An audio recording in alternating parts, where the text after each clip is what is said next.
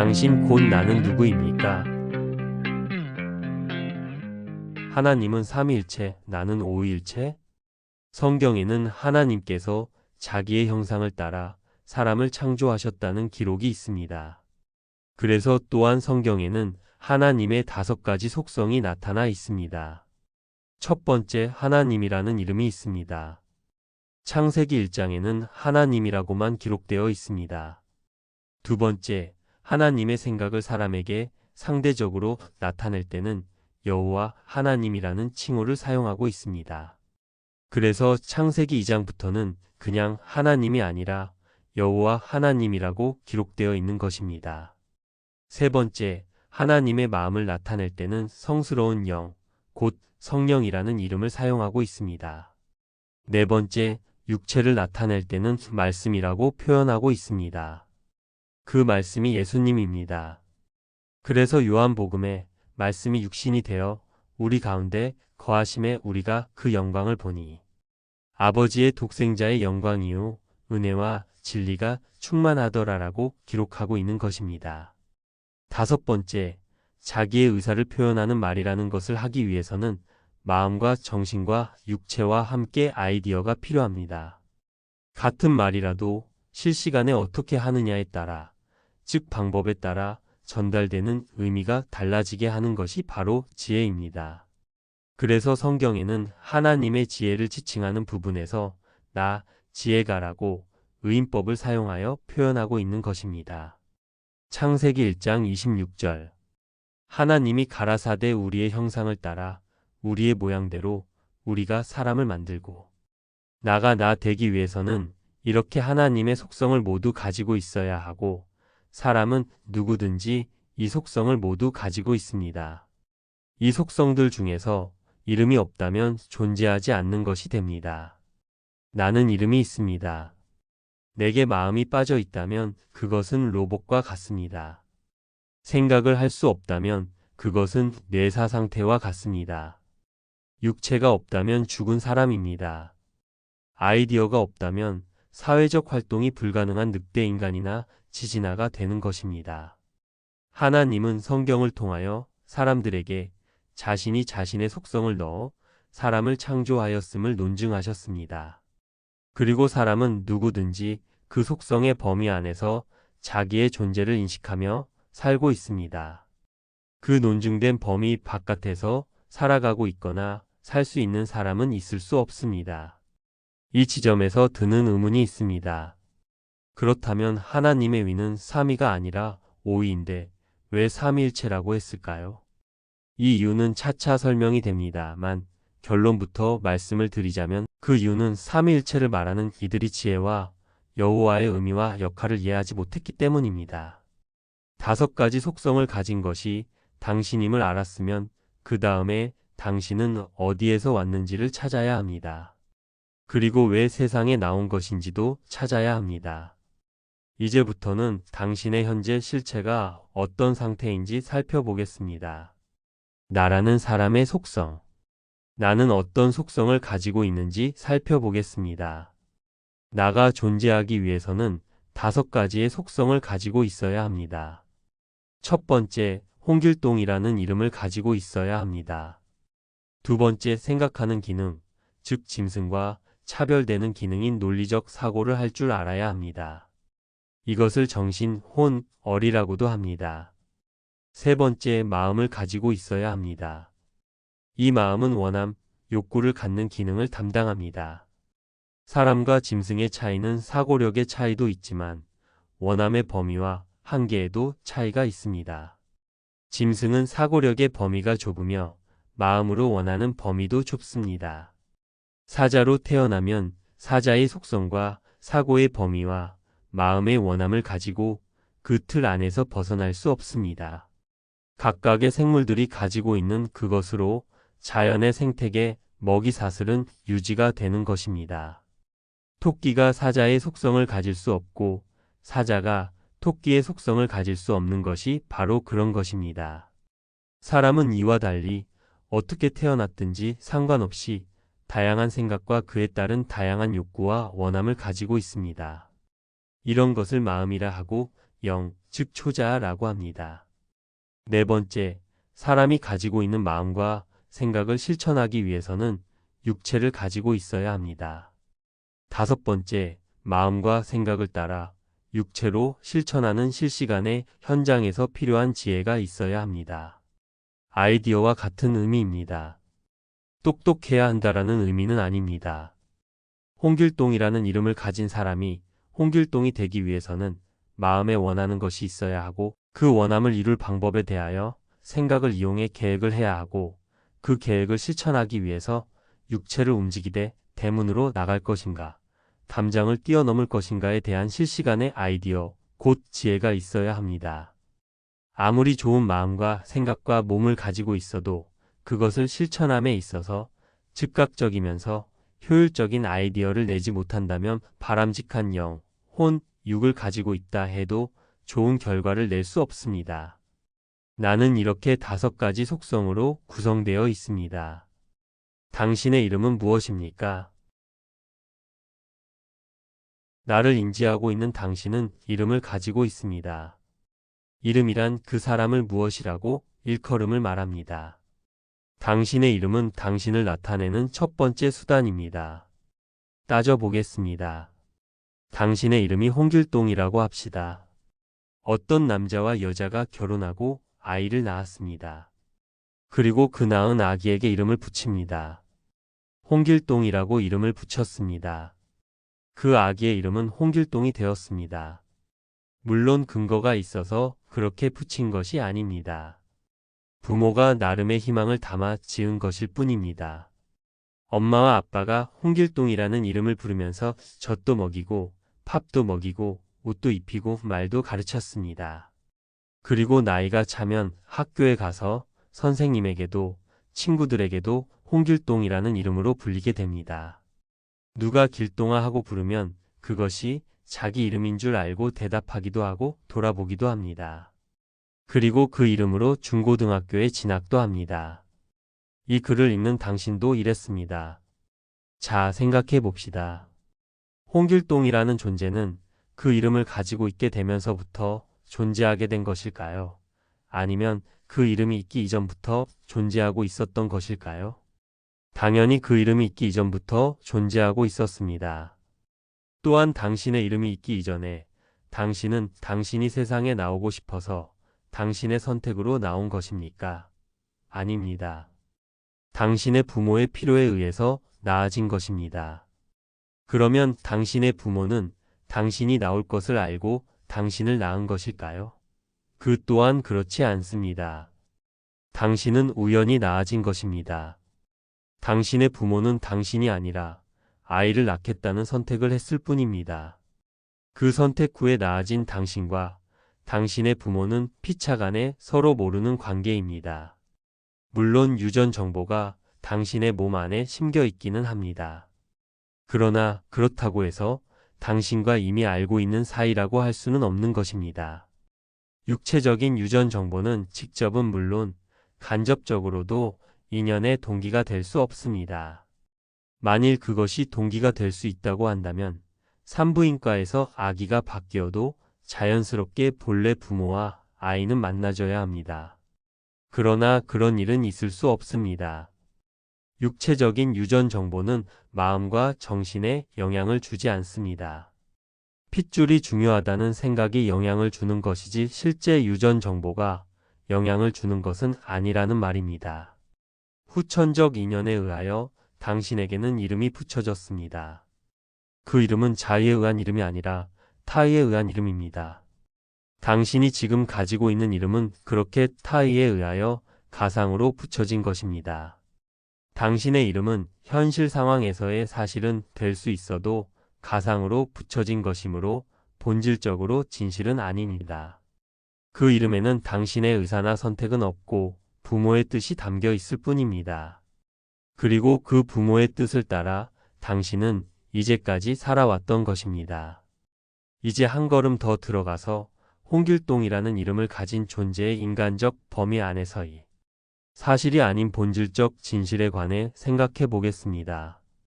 당신의 부모가 당신을 낳을 수 있었던 것은 그 육체에 정자와 난자가 있었기 때문입니다.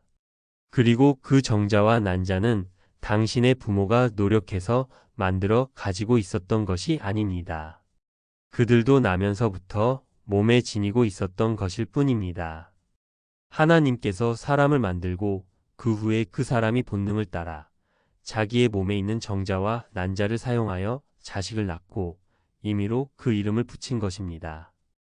그리고 그 부모의 뜻을 따라 당신의 이름이 붙여지게 된 것입니다. 그러므로 당신의 이름은 본질적 존재로서의 이름이 아니라 가상으로 임시로 부여된 이름인 것입니다. 또 보겠습니다. 당신은 부모의 뜻을 따라 붙여진 이름표를 달고 부모가 추구하는 바대로 교육을 받고 또 사회가 지향하는 바대로 교육을 받으며 지금까지 살아왔습니다. 그리고 당신이 살아가고 있는 사회는 경쟁 사회이며 자본주의 사회입니다. 이 사회에서 살아가기 위해서는 반드시 경쟁에서 이겨야 합니다. 이겼다라는 것은 졌다는 결과를 얻은 상대를 만들어냅니다. 남을 누르지 않고 남의 것을 빼앗지 않고는 결코 이길 수 없습니다. 당신은 윈윈이라는 말을 알 것입니다. 너도 좋고 나도 좋은 것, 지는 사람 없이 모두 이기는 것을 말합니다. 이것은 가능한 것일까요? 절대 불가능한 것입니다. 두 사람이, 두 기업이, 두 집단이 이기는 결과에는 반드시 진 사람과 집단과 기업이 있습니다. 두 기업이 윈윈을 해서 100이라는 결과를 얻었다면 그 100은 여럿을 이겨 그들이 가지고 있던 100을 빼앗아 온 것입니다. 물론 사람들이 정한 규범인 법이나 윤리적 범위 안에서는 이기고 빼앗아 오는 것이 불법도 비윤리적인 것도 아닙니다. 그래서 모든 사람과 마찬가지로 당신도 이 사회적 범위 안에서 이 사회가 가르치는 적당한 범위 안에서 남과 경쟁하여 남을 이겨 그가 가진 것을 빼앗는 것이 잘하는 것 혹은 잘한 것이라 여깁니다. 그 판단이 바른 판단이라고 여기는 인간형으로 성장을 해온 것입니다. 그리고 이것이 잘못된 것이라는 생각으로 만든 것이 공산주의라는 이념인데 이 이념도 이상적인 사회상을 만드는 데 실패한 이념입니다. 이뿐만 아니라 사람들은 이상적인 사회를 꿈꾸며 이런 철학, 저런 정치 등의 다양한 시도를 하면서 유토피아, 즉 지상 낙원을 꿈꿨지만 모두 실패하였습니다. 자본주의도, 공산주의도, 민주주의도, 정치도, 철학도, 학문도 이상적인 사회를 만들어내지는 못했던 것입니다. 그러면 그 이유는 무엇 때문일까요? 그것은 바로 사람의 마음이 근본적으로 욕심을 따라서만 움직인다는 사실을 간과했기 때문입니다. 사람이 욕심을 제어할 수 없는 존재라는 것을 몰랐기 때문입니다. 과연 그런지 한번 헤아려 보겠습니다. 어떤 아이가 태어나려면 그 부모가 체험에 대한 욕심을 부려야 합니다. 그 결과 나아진 것이 당신입니다. 그리고 당신은 태어나자마자 울음을 통하여 자신을 채우는 일을 시작합니다. 처음엔 젖을, 그 다음엔 물은 것을, 그 다음엔 된 것을 먹으며 성장을 합니다. 먹이는 부모나 먹는 아이나 모두 체험의 과정 안에서 성장합니다. 학교에 가면서부터는 상대적으로 높아짐과 상대적 권력과 상대적 명예를 체험의 수단으로 삼아 교육과정을 지납니다. 그 다음엔 나름의 사정과 상황을 따라서 대학과 직장으로 걸음을 옮기는데 모두 한결같이 높음과 체험을 목적으로 움직입니다. 경쟁을 통해서 자기의 욕심을 채우기 위하여 매일을 살아가는 것입니다. 이뿐만이 아닙니다. 우리는 사회적으로 미담이라는 일화들을 가끔 듣습니다. 누가 어떻게 희생했다는 이야기입니다. 봉사, 기부, 애국, 아버지의 무거운 어깨, 어머니의 희생 등등. 그러나 그 이야기들의 실제는 미담이 아닙니다. 그 본질은 모두 체험에 있습니다. 다만 그 모양이 명예냐, 혹은 권력이냐, 혹은 욕심을 지나치게 부린 결과로 얻어진 상황이냐의 차이를 가지고 있는 것일 뿐입니다. 세상 모든 것이 욕심을 근거로 하지 않은 것이 없습니다. 우정이나 사랑 같은 감정도 마찬가지입니다. 상대적으로 조건이 맞을 때 즉 자기에게 어떤 체험이 되는 것을 전제로 우정도 사랑도 하는 것입니다. 그것은 고결한 것도 아니고 숭고한 것도 아닙니다. 그저 각 사람이 욕심을 부린 결과일 뿐입니다. 이기 즉 자기를 위한 행위들일 뿐입니다. 이타로 위장된 상대적으로 타인의 눈에 안 보이는 이기일 뿐입니다. 나의 만족이나 이익이 없는 이타를 행할 수 있는 사람은 없습니다. 사람은 이렇게 모두 자기의 욕심을 따라서 움직이고 살아가다가 죽음을 맞이하는 것입니다. 이렇게 사람은 욕심을 마음에서 빼고는 살 수 없는 이기적 존재이기 때문에 어떤 이상적인 이념도 세상을 낙원으로 바꿀 수는 없는 것입니다. 그래서 세상을 다 살고 난 사람들은 모두가 인생은 헛된 것이라는 말을 남기고 흙으로 돌아간 것이기도 합니다. 물론 즐겁게 살다가 간다고 말한 사람들도 많이 있습니다. 본인의 본질적 존재 이유를 알지 못한 채로 유한함을 숙명이라 여기고 살았기 때문입니다. 불완전한 사람의 본질. 그러면 필자는 이것을 알려서 무엇을 어찌하겠다는 것일까요? 그것은 사람이 땅에 놓인 목적이 이렇게 헛된 삶을 살다가 헛되이 가는 것에 있지 않다는 진실을 이야기하기 위함입니다.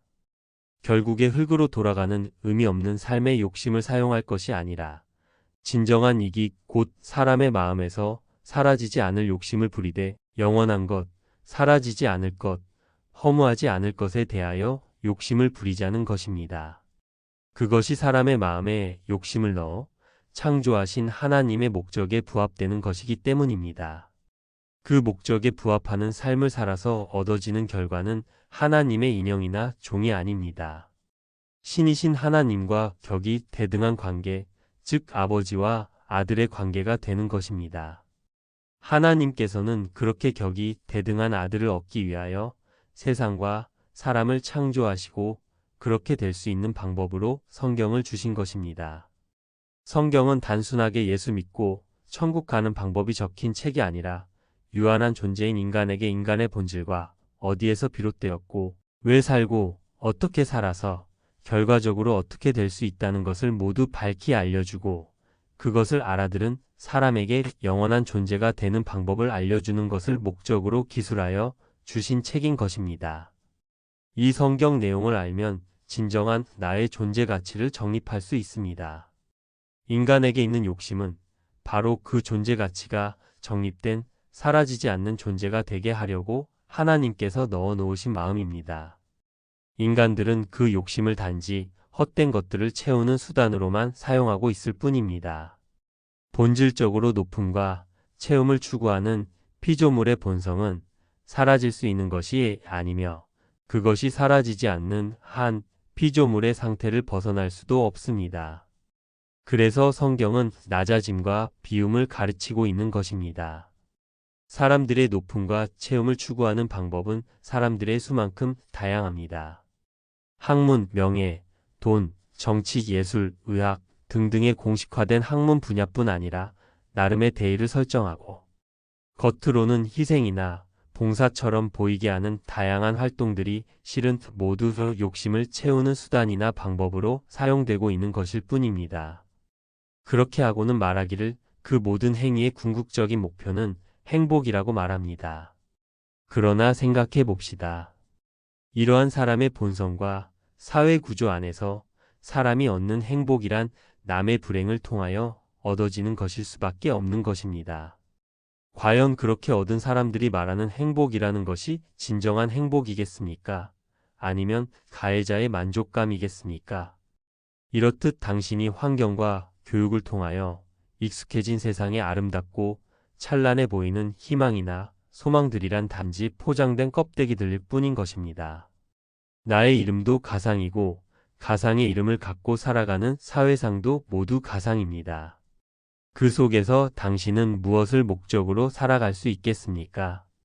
또 채움과 높음에 성공한 사람의 만족감이 덜 채우고 덜 높아진 사람의 만족감보다 더 크고 길게 가는 것도 아닙니다. 오히려 많이 가진 자일수록 삶에 대한 허탈함은 더 커질 뿐입니다. 부리고 싶은 욕심의 대상이 더 늘어났기 때문입니다. 그것만이 아닙니다.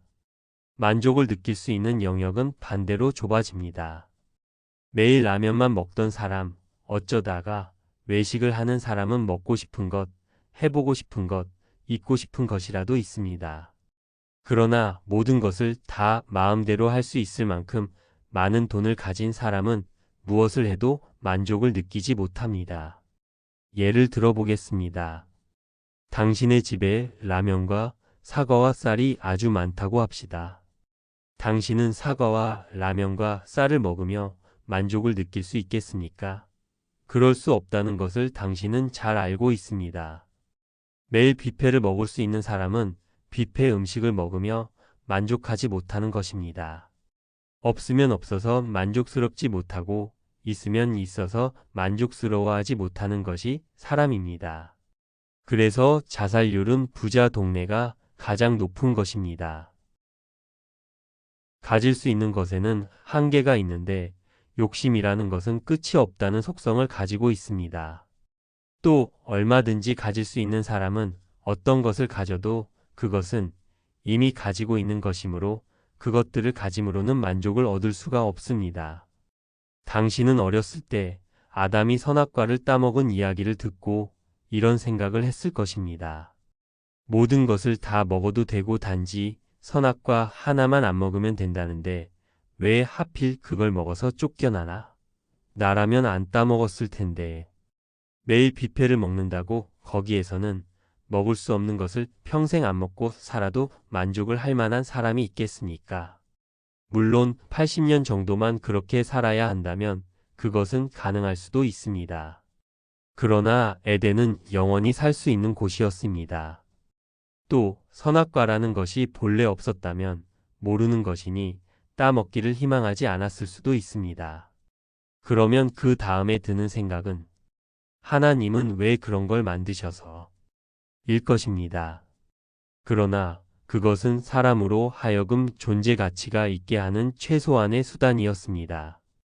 반드시 금기가 한 가지는 있어야만 선과 악을 분별하고 상대적 사고를 하며 또 지각을 작동시킬 수 있고 또 그래야만 인형이 아닌 주체적인 존재가 될 수 있는 것이므로 선악과는 사람의 존재 가치 부여를 위해 반드시 있어야만 하는 필연적인 것이었던 것입니다. 그렇게 선악과는 피조물인 인간에게 필연적인 것이었고 또 사람은 불완전하여 욕심을 제어하지 못하고 결국 언젠가는 선악과를 반드시 따먹을 수밖에 없는 존재이니 결국 모든 사람은 지금처럼 세상에서 욕심을 부리며 늘 괴로워하며 살다가 허망하게 흙으로 돌아갈 수밖에 없는 불완전한 존재인 것입니다. 이렇게 사람의 본질은 반드시 흙으로 돌아갈 수밖에 없는 유한한 존재로서의 본성을 가지고 있는 것입니다. 이런 인간을 창조하신 이유는 그 인간으로부터 영원한 존재인 아들을 얻으시기 위함이셨습니다. 이런 하나님의 계획을 성경을 통해 알게 되었다면 이제 인간은 이 부분부터 본격적으로 철학을 시작해야 합니다. 과연 이런 불완전한 존재가 욕심이라는 것을 벗어버리고 선과 악을 모두 알되 결코 악을 행치 않을 수 있는 신적 존재, 영원한 존재가 될 수 있을까? 하는 의문을 던져야 합니다. 성경은 영생을 말하고 있습니다. 그리고 하나님의 아들이면 신입니다. 신이어야만 영원한 존재가 될 수 있습니다. 불완전한 존재들이 천국이라는 곳, 에덴과 같은 곳으로 가서 몇 년이나 또 버틸 수 있겠습니까? 그런 자들이 간다고 하는 천국이 과연 천국이겠습니까? 사망 후에나 만난다는 천국이나 지옥이라는 개념은 용어의 의미를 왜곡하여 만들어낸 개념입니다. 죽어서 가는 그런 곳이 있지도 않지만 설령 그들의 주장대로 있어서 같다고 합시다. 불완전체인 피조물인 인간이 과연 그 에덴에서 쫓겨나지 않고 얼마나 버틸 수 있겠는지요. 표기된 네이버 카페 농부의 지혜로 가시면 성경 내용 전체의 설명글을 가입 절차 없이 읽으실 수 있습니다.